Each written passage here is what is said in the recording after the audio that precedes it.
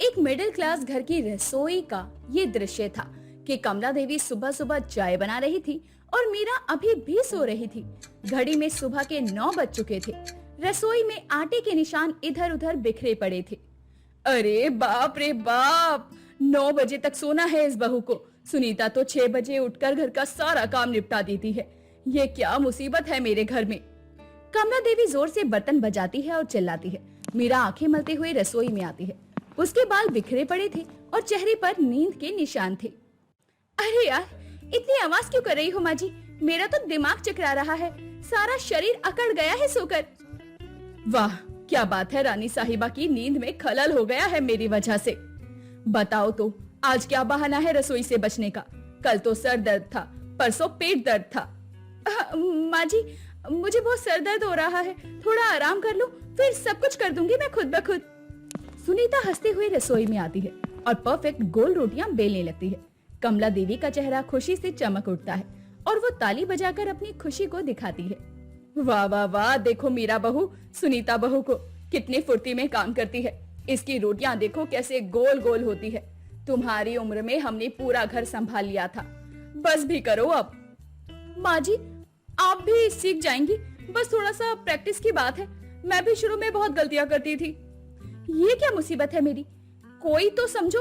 अरे मुझे नहीं आता है ये सब कुछ। माँ तो छोटी उम्र में चली गई, किससे सीखती मैं ये सब। राहुल ऑफिस जाने की तैयारी में था और टाई लगा रहा था। वो मीरा को परेशान देखकर उसके पास आता है और उसके चेहरे पर बहुत चिंता थी। क्या हुआ मीरा, तुम हमेशा उदास रहती हो? कुछ बात है तो बताओ। कुछ नहीं राहुल, तुम ऑफिस जाओ, मैं ठीक हूँ, बस थोड़ी सी परेशानी है।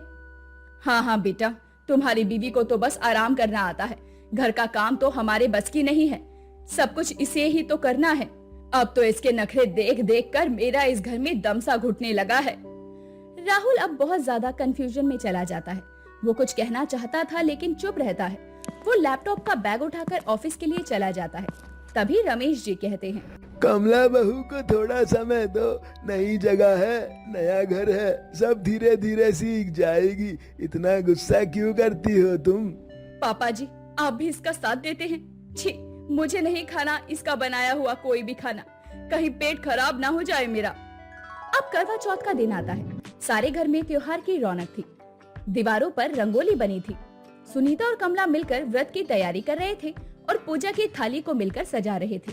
माँ जी, भाभी जी भी व्रत रखेंगी ना? उन्हें भी सिखाना चाहिए कि पूजा की विधि क्या होती है, नहीं तो वो कैसे कर पाएंगी। मैं तो बस देख रही थी, मुझे लगता है मैं गलत तरीके से करूंगी। क्या करूं मैं? हाँ हाँ, अरे चुप करो, गलत क्या होगा? चांद देखना है, व्रत तोड़ना है, इसमें भी पीएचडी चाहिए क्या बहू? अजीब बात है। शाम को सभी औरतें छत पर चांद देखने के लिए जमा होती हैं। सबके हाथों में सुंदर थालियां थी। अचानक मीरा एक छोटा सा टेलीस्कोप लेकर आती है। माँ जी, इससे चांद और भी अच्छा दिखेगा। देखिए, चांद की सतह पर कितने क्रेटर्स हैं। ये तो बहुत खूब है ना? अरे बाप रे बाप, ये क्या नया नाटक है? चांद देखने के लिए भी टेलीस्कोप? कहाँ से लाई ये चीज? हद है, पारंपरिक व्रत में भी अपनी अकल लगानी है। ये भी कोई बात हुई तेरी? तौबा तौबा। माँ जी, मैं तो सिर्फ, मुझे लगा कि आपको ये सब अच्छा लगेगा, मैंने तो बस ये सोचा था। अगली सुबह कमला देवी को तेज बुखार आ जाता है और वो बिस्तर पर बेहोश पड़ी थी। घर में हड़बड़ाहट मच जाती है। सब लोग अब बहुत ज्यादा परेशान थे। अरे कमला की तबीयत बहुत खराब है, तेज बुखार है, जल्दी से डॉक्टर को बुलाना होगा। मैं डॉक्टर को फोन करता हूँ। सुनीता, तुम माँ का ध्यान रखो, जल्दी से कुछ करना होगा। नहीं, मैं करूंगी माँ जी की देखभाल, मुझे करने दो, ये अब मेरी जिम्मेदारी है। मीरा दिन रात कमला की सेवा में लग जाती है। वो दवाई का समय याद रखती है, बुखार की जांच करती रहती है और 1 मिनट के लिए भी अपनी सास के पास से नहीं हटती। माँ जी, पानी पी लीजिए, बुखार कम करना होगा। मैं हूं ना आपके साथ, बिल्कुल भी मत डरिए। बेटी, तुम तो परेशान हो जाओगी। तुम्हें तो काम करना अच्छा ही नहीं लगता, क्यों अपनी परेशानी को बढ़ा रही हो? माँ जी, आप गलत समझ रही हैं। मुझे काम करने से कोई परेशानी नहीं, मुझे तो बस डर लगता था कि कहीं मुझसे कोई गलती ना हो जाए। क्या करूं मैं? मीरा की आंखों में आंसू बहने लगते हैं। वो कमला देवी के पास बैठ जाती है और उनका हाथ अपने हाथों में ले लेती है। माँ जी, मेरी माँ तो जब मैं छोटी थी तभी चली गई। मुझे घर का कोई काम नहीं आता। मैं एक अच्छी बहू बनना चाहती हूँ, लेकिन मुझे लगता है मैं कभी राहुल के लायक नहीं हो सकती। अब क्या होगा मेरा? अरे बेटी, तू तो मेरी जान है। हे भगवान, मुझे माफ कर दे। मैं कितनी गलत थी, मैं समझ नहीं पाई तेरी परेशानी। बेटा, अब से मैं तुझे धैर्य से सब सिखाऊंगी। तू बिल्कुल डरना मत। गलती भी हो जाए तो भी कोई बात नहीं। चलो कोई नहीं।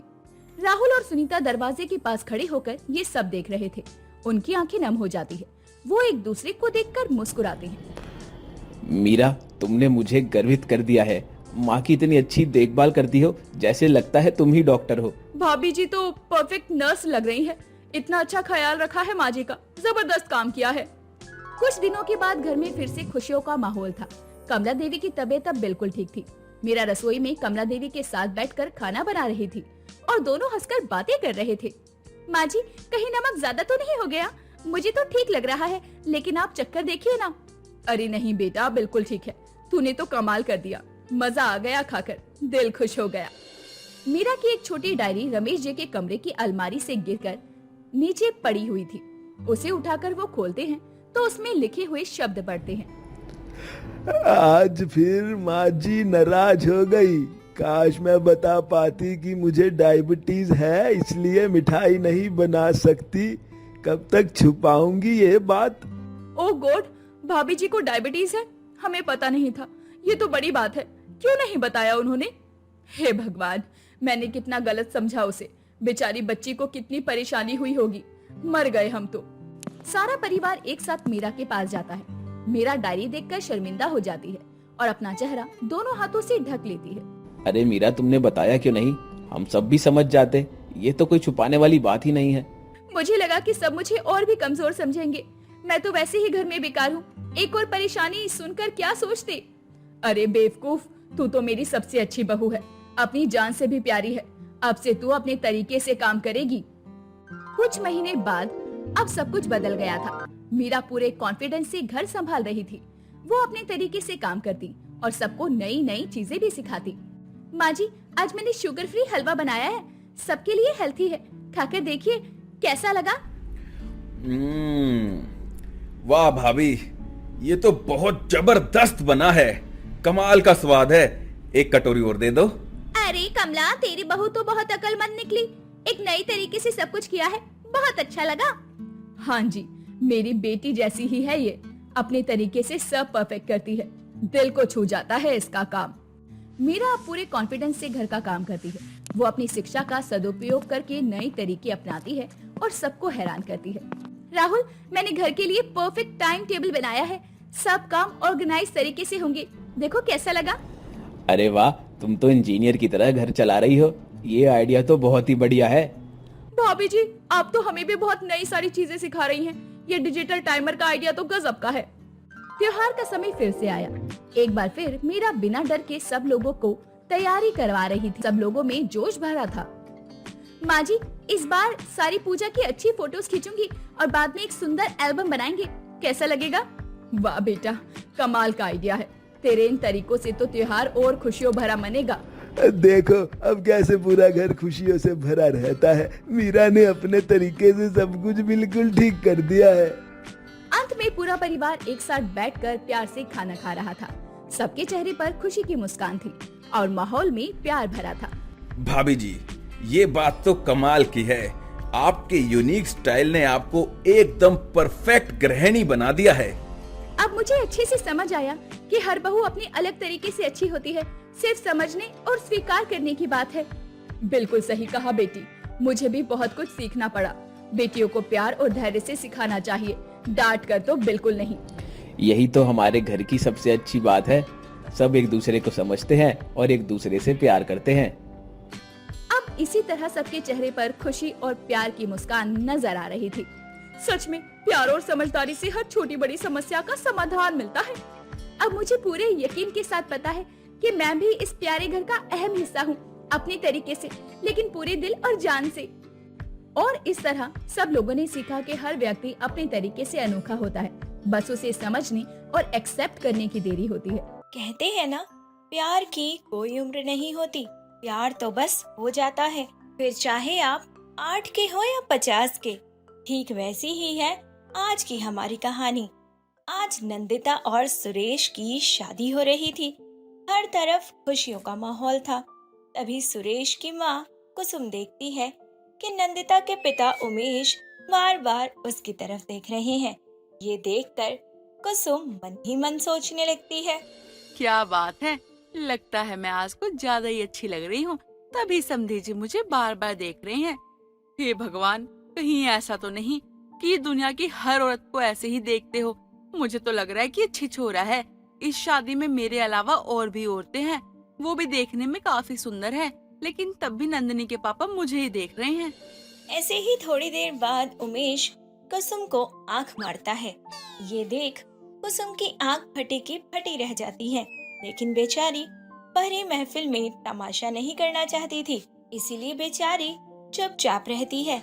ऐसे ही थोड़ी देर बाद शादी संपन्न हो जाती है और नंदिता विदा होकर ससुराल आ जाती है। ठीक 3 घंटे बाद उमेश कुसुम को फोन करता है। क्या बात है कुसुम जी, हाल चाल तो बढ़िया है ना आपका? हाँ हाँ, सब बढ़िया है। वैसे अभी आए हुए मुझे सिर्फ 3 घंटे हुए हैं। हाँ, वो क्या है, आपके बिना मेरा मन नहीं लगा, तो सोचा कि क्यों ना आपको फोन कर लूं। आप एक बात बताइए, आपने मुझे शादी में आग क्यों मारी थी? अरे आपको देखकर तो अच्छे अच्छे फिसल जाए, ये तो फिर भी मेरी आंख थी। अरे भाई, क्या कर सकते हैं। जब इस उम्र में आप ऐसे फ्लर्ट कर रहे हो, तो पता नहीं जवानी में क्या ही गुल खिलाते होगे। जवानी का तो पता नहीं, पर जो हुस्न की मलिका अभी मिली है, वही जवानी में मिल गई होती तो पता नहीं क्या होता आज। शुरू में तो कुसुम को उमेश का ऐसा व्यवहार थोड़ा अजीब लगता है, पर बाद में उसे भी उमेश से बात करना अच्छा लगता है। ऐसे ही एक बार की बात है, उमेश सावन के मौके पर अपनी बेटी के ससुराल जाता है, तो वहीं कुसुम सोफे पर बैठी चाय पी रही होती है। उमेश को देखकर कुसुम बोलती है। क्या बात है, आप तो घर भी आ गए, वो भी इतने सारे उपहार लेकर। कुछ खास है क्या आज? ये क्या करूं, लड़की का बाप हूँ, हर छोटी बड़ी चीज का ख्याल रखना होगा, नहीं तो मेरी बेटी को ससुराल वाले ताने मारेंगे। क्यों? आप भी ना उमेश जी, कैसी बातें करते हैं। आपको पता है ना, मेरी बेटी आपकी बेटी जैसी है और आपकी बेटी मेरी बेटी जैसी है। और हाँ, मेरे अंदर सास वाले कोई गुण नहीं है। मैंने आज तक आपकी बेटी को किसी चीज के लिए बोला नहीं है। अरे हाँ, मैं तो अच्छे से जानता हूँ कि तुम कैसी हो, पर मुझे तो तुमसे मिलने का बहाना चाहिए था। अरे बस बस, कम से कम अपनी उम्र का तो लिहाज करो। इस उम्र में ये सब शोभा नहीं देता है। अरे जब प्यार किया तो डरना क्या? बस बस, प्यार किया तो डरना क्या? तुम जैसे बुढ़े से कौन ही प्यार करेगा। अरे बुढ़े लोग धोखा नहीं देते, धोखा तो जवानों का शब्द है। खैर ये सब छोड़ो, और ये देखो मैं तुम्हारे लिए क्या लेकर आया हूँ। थोड़ी देर बाद उमेश कुसुम को एक गिफ्ट देता है, जिसमें गोल्ड का नेकलेस था। गिफ्ट देखकर कुसुम बहुत खुश होती है। अरे ये क्या, ये तो सोने का हार है, देखने में तो बहुत सुंदर है। वैसे कुछ भी हो उमेश, तुम्हें मेरी पसंद और नापसंद अच्छे से पता है। अरे मर्द अपनी पसंदीदा औरत के लिए सब कुछ कर सकता है। अरे तुम्हारी लंबी लंबी और बड़ी बड़ी बातें सुन के तो मुझे हंसी आती है, पर क्या करूं, अब तो आदत सी हो गई है इन बातों की, और अगर ना सुनो तो मन ही नहीं लगता है। इस तरह से अब आए दिन उमेश और कुसुम दोनों घंटों घंटों फोन पर बात किया करते और साथ घूमते। ऐसे ही एक बार उमेश कुसुम को एक पार्क में ले जाता है, जहाँ दोनों एक बेंच पर बैठे होते हैं। तभी एक लड़का लड़की उमेश और कुसुम का मजाक बनाते हुए बोलते हैं। अरे वो देखो, पार्क में वो अंकल आंटी भी बैठे हैं। अरे इस उम्र में भी इनका इश्क परवान चढ़ रहा है। अरे मुंह में दांत नहीं है और चल रहे हैं इश्क की गोलियां चखने। आए ना वो बूढ़ा, अरे इस बूढ़े से तो चला भी नहीं जा रहा और ये पार्क में बुढ़िया घुमा रहा है। क्या बात है, कैसे कैसे लोग आ गए दुनिया में। तभी कुसुम उन दोनों की बातें सुन लेती है, जिसके बाद कुसुम को बहुत बुरा लगता है और वो उमेश के साथ घर आ रही होती है। तभी रास्ते में कुसुम उमेश से बोलती है। तुम्हें पता है उमेश, मुझे ऐसा लगता है कि अगर लोगों को पता चलेगा कि हम दोनों कहीं न कहीं एक दूसरे को पसंद करते हैं तो लोग हमारा खूब मजाक उड़ाएंगे। इसलिए मुझे लगता है कि हम दोनों को एक दूसरे से बातचीत करना बंद कर देना चाहिए और मिलना जुलना भी, ताकि इस वजह से हमारे बच्चों के रिलेशन खराब ना हो। अरे कुसुम, तुम बात को समझने की कोशिश क्यों नहीं करती? तुम्हें क्या लगता है हमारी वजह से हमारे बच्चों का रिलेशन खराब होगा? अरे मुझे अपने बच्चों पर पूरा भरोसा है और वो बहुत समझदार हैं और हमारी बात को जरूर समझेंगे। ऐसे ही हम दोनों अपने अपने घर आ जाते हैं।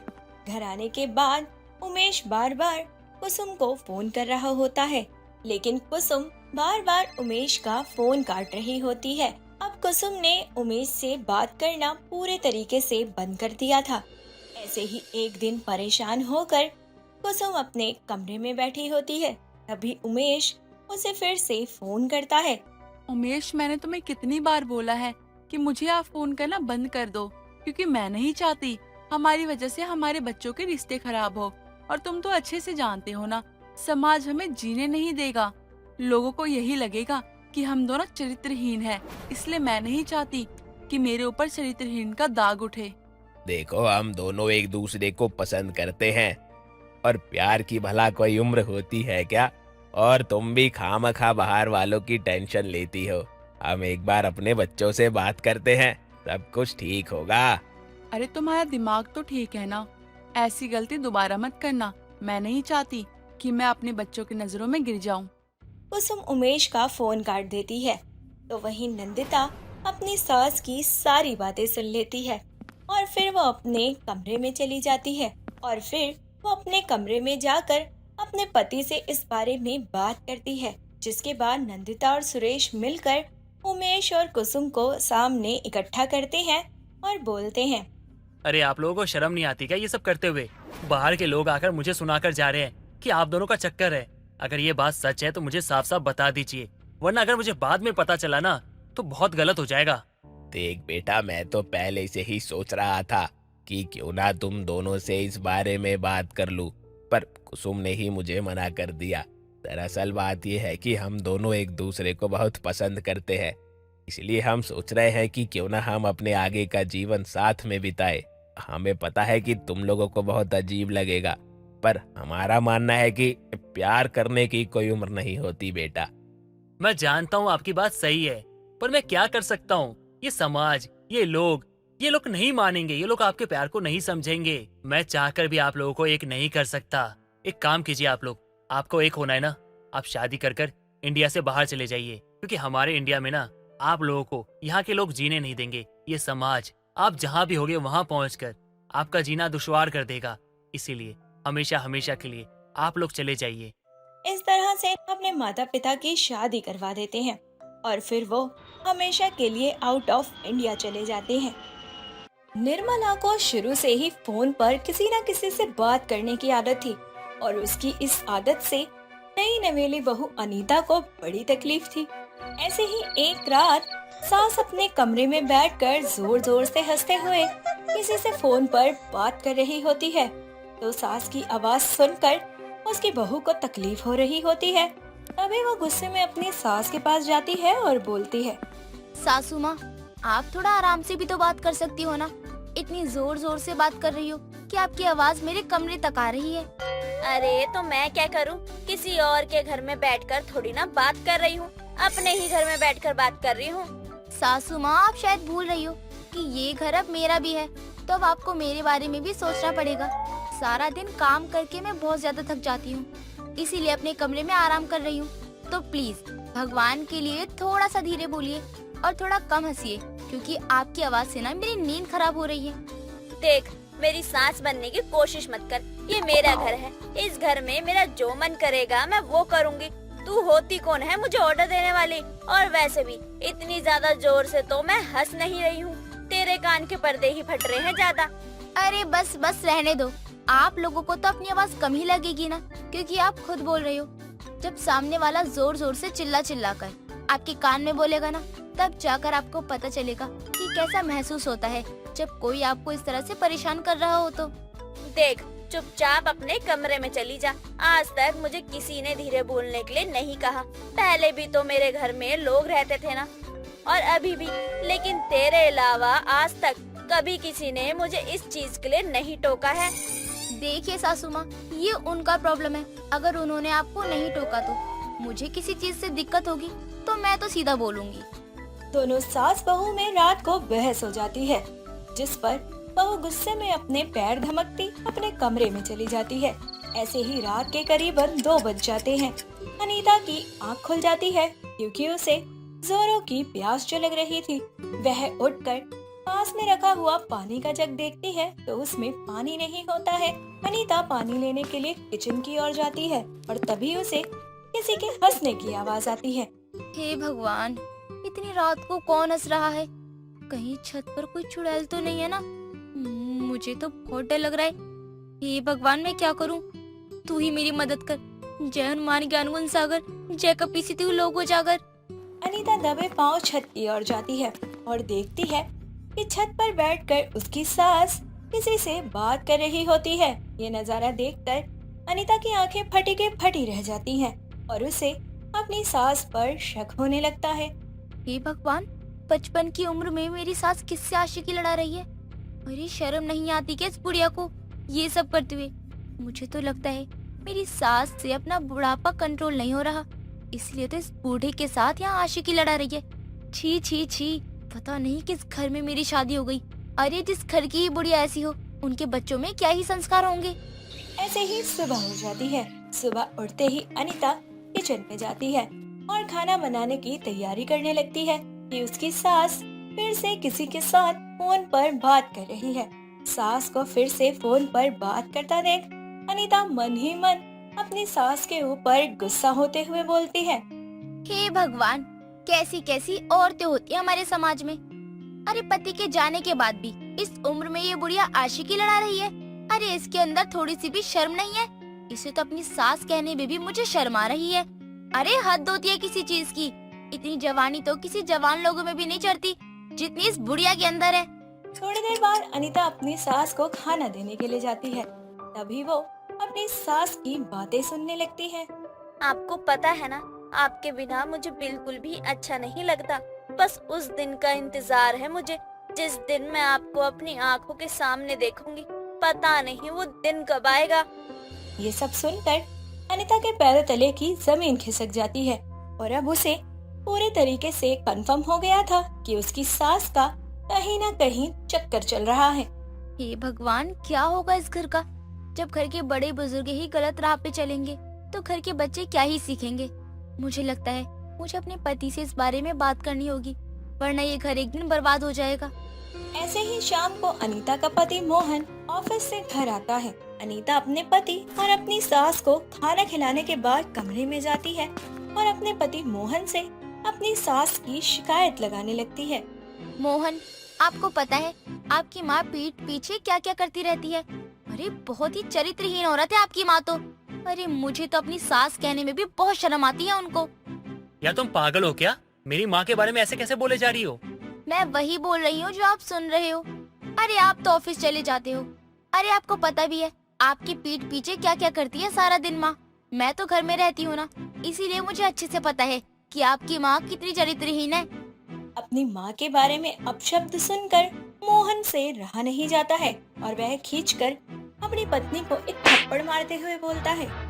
शर्म आती है मुझे तुम्हें अपनी पत्नी कहते हुए। तुम मेरी माँ के खिलाफ ऐसे उल्टे शब्दों का प्रयोग कैसे कर सकती हो? आखिर क्या किया मेरी माँ ने जो तुम उनको ऐसा कह रही हो? और उनको कहने से पहले ना खुद को देखो कि तुम खुद कैसी हो। आपने मुझे थप्पड़ मारा, मुझे इसका कोई गम नहीं है, क्योंकि मैं अच्छे से समझ सकती हूँ कि किसी भी बेटे के लिए अपनी माँ के लिए ऐसी बातें सुनना बहुत मुश्किल है। लेकिन सच्चाई तो यही है मोहन कि आपकी माँ का किसी के साथ चक्कर चल रहा है।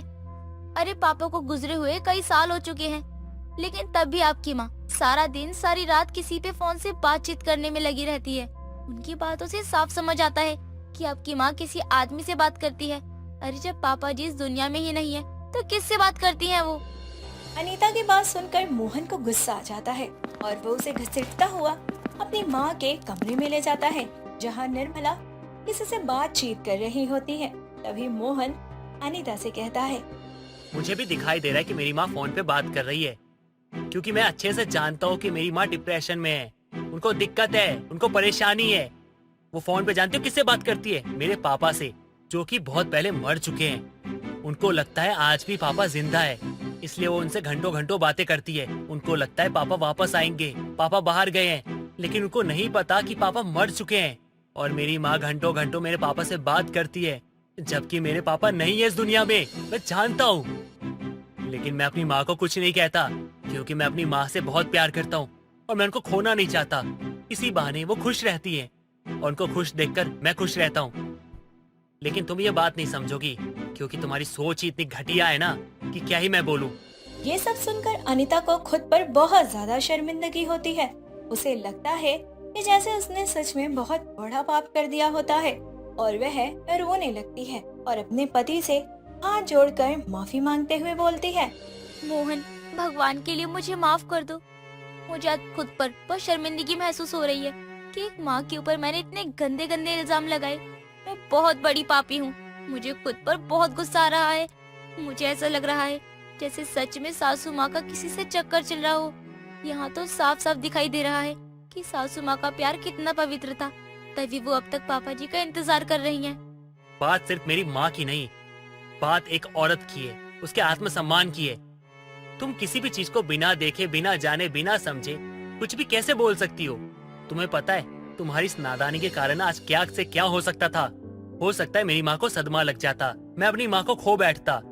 तो क्या तुम मुझे मेरी माँ वापस लाकर देती? बोलो, देती तुम? नहीं दे पाती। तुम नहीं समझोगी ये सब। अगर तुम्हारी माँ के साथ होता ना, तब तुम्हें समझ में आता कि मैं क्या कह रहा हूँ। आप बिल्कुल ठीक कह रहे हो। मैं जानती हूँ मैंने जो कुछ भी किया है वो बहुत गलत है। प्लीज भगवान के लिए मुझे माफ कर दीजिए। आज के बाद मैं कभी किसी के कैरेक्टर पर उंगली नहीं उठाऊंगी। अनीता का नजरिया अब हमेशा हमेशा के लिए अपनी सास के प्रति बदल जाता है और फिर दोबारा वह किसी भी चीज को बोलने से पहले 50 बार सोच लेती है। दोस्तों, अगर आपको ये कहानी पसंद आई तो इसे लाइक करें, शेयर करें और कमेंट करके बताएं कि कहानी में आपको सबसे अच्छा क्या लगा।